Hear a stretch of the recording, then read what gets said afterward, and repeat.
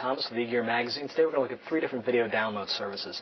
Amazon's Unbox, Apple's iTunes, and Netflix's doesn't have a name, but we're going to look at it too. We're going to use the same computer to keep things fair, the same internet connection, the same resolution on the same monitor. We'll start with the Netflix service. I was really excited about this service when I first found out about it because I use Netflix. And as a result, there would be no extra charge. See, the way it works is, if you use Netflix, depending on what plan you're using, for every $1 that you spend per month, you get 1 hour of video download. Well, video streaming, actually. So, I shell out $18 a month to get 3 movies out at any time. That's 18 hours of video a month that I can watch. Now, I got a little less excited when I found out that it doesn't work on a Mac.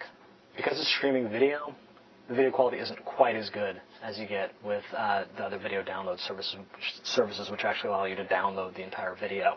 The selection is also not up to snuff. They really have a lot of B-list catalog titles, a few more recent titles, but not very many. One of the few titles I was able to find that would work on all 3 services was Zoolander, so that's why we're going to watch that one. As a result of all this, it's not as attractive an option as you might think. If you're already getting movies from Netflix, these aren't really going to compare quite as well because the Netflix DVDs themselves are a greater selection, obviously better quality. Amazon's Unbox service I liked a lot better. It had the best selection of any of the 3 services, pretty much any movie you want, and including recent releases. Basically, as soon as it's out on DVD, it's pretty much going to be available on Amazon. They have a very nice interface, which is very similar to the interface you get just shopping on Amazon for DVDs.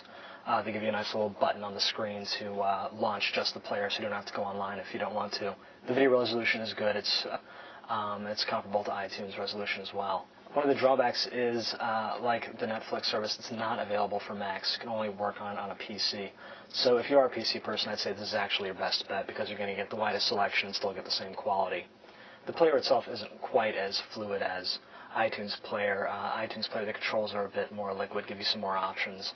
The iTunes Player, you can actually do chapter selection the way you do on a DVD. You can't really do that with the Amazon controls. And the Amazon controls themselves I found to be kind of sticky. The fast forward didn't work very well, although the bar at the bottom for moving the movie forward was just fine. Just like you can't play on a Mac, you also can't download any of the movies onto an iPod, but you can download them onto just about any other video player that's out there. Another advantage of Unbox is that you can send it to your TiVo. You basically register your TiVo with Amazon, and then you can get whatever movie you want and have that play on your TiVo. Another advantage that Amazon has is that you can rent instead of buy. With iTunes, you can pretty much buy the movie and that's about it.